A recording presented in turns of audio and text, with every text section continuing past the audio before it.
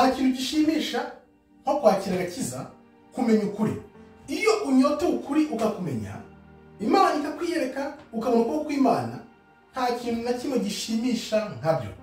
Ariko rero twibuke ko turi mu isi, ijambo ry'Imana ritubwira ko nubwo turi mu isi ntabwo turi ab'isi. Reka turebe rero uko umuntu yiteganyiriza mu butunzi bw'Imana, icyo Imana idusaba kubika mu butunzi bw'Imana. Ubutunzi bw'Imana, kubika mu butunzi bw'Imana, ukabika aho ingese zitagera, ahantu hatazigera hagera ingese na gato, ahantu hatazigera hagera ingese na gato. Nukubera iki Imana itubwira muri mwisi ariko murangamira iby'ijuru, nubwo mutarahabona ariko dufite ijambo ry'Imana ritubwira ko iyo uri mu mwuka ukakira agakiza ugahinduka, ahubwo noneho ugatangira kurangamira iby'ijuru, kuko nyuma y'ubuzima bwo ku isi hari ubuzima buzira iherezo, ubugingo buzira iherezo. Bamwe bavuga ngo bazajya mu ijuru, abandi bavuga bati bazajya mu muriro. Ibaze kumara ubugingo buzira iherezo uri mu muriro utazima, cyangwa se ukamera ubugingo buhoraho wibereye mu mudendezo n'Imana, kubera ko wamenye Imana ugakorera Imana.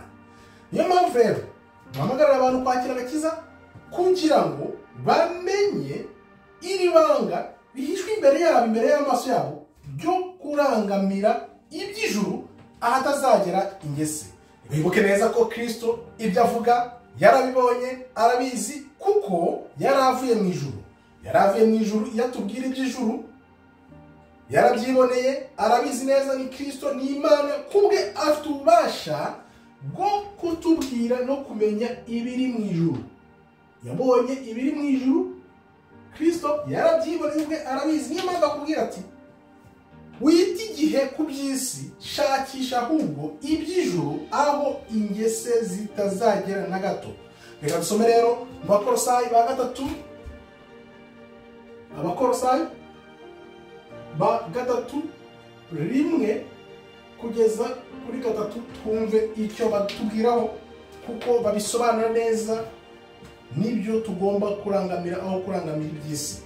Abakolosayi gatatu rimwe kugera kuri gatatu, reka twumve ibyo batubwira. Nuko rero niba mwarazuranywe na Kristo, mujye mushaka ibiri hejuru aho Kristo ari, yicaye iburyo bw'Imana. Mujye muhoza umutima ku biri hejuru, atari ku biri munsi mw'isi. Muhoze umutima wanyu ku biri mu ijuru, atari ibiri mw'isi. Iby'isi ni iby'isi nyine, nubwo turi mw'isi ntabwo turi ab'isi. Tugomba gutangira gutekereza nyuma y'ubuzima, niho uzajya mu bwami bw'Imana cyangwa se uzajya mu muriro utazima. Ibyo ni ibintu rero Imana iteguza, kuko nk'uko yabikubwiye, Kristo ubwe yaraza ahavuye, yarabibonye, arabizi. Kuko nk'uko nakubwiye, ntabwo turi umubiri, turi roho kandi dupfa. Iyi ni gihamya ko Kristo ubwe arabikwibwira ko ibiri mu ijuru amaso atarabona ari byo tugomba gushyiraho umutima. Kristo arakomeza atubwira ati mujye muhoza umutima ku biri hejuru, atari ibiri mu isi, kuko mwapfuye kandi ubugingo bwanyu bukaba bwahishanywe na Kristo mu Mana. Ubugingo bwacu bwahishanywe na Kristo mu Mana. Niyo mpamvu iyo wakira agakiza nibwo utangira kureba ukamenya ukuri, none ukabona isi uko imeze, none ugatangira kwibaza ku biri mu ijuru nubwo utarahagera. Ariko iri jambo riradusobanura neza. Iyo urisomye ukakira agakiza ukajya mu mwuka, Imana itangira kugenda ikwereka ibintu tugomba kurangamira byo gushakisha agakiza, kuko isezerano n'ikamba Imana izatwambika nyuma mu buzima biri mu ijuru. Iby'isi nyine turi hari kugira ngo twigorore n'Imana, noneho nidukora ugushaka kw'Imana muri ino si, ikazaduha agakiza kayo, ariko kazatubeshaho mu bugingo bw'iteka, aho tuzabona no ikamba n'iby'ijuru Imana iri kutubwira, tuzahishurirwa kugira ngo tubigireho umurage w'ubuziraherezo. Murakoze rero, Imana ikomeze ibarinde. Shalom, shalom, shalom.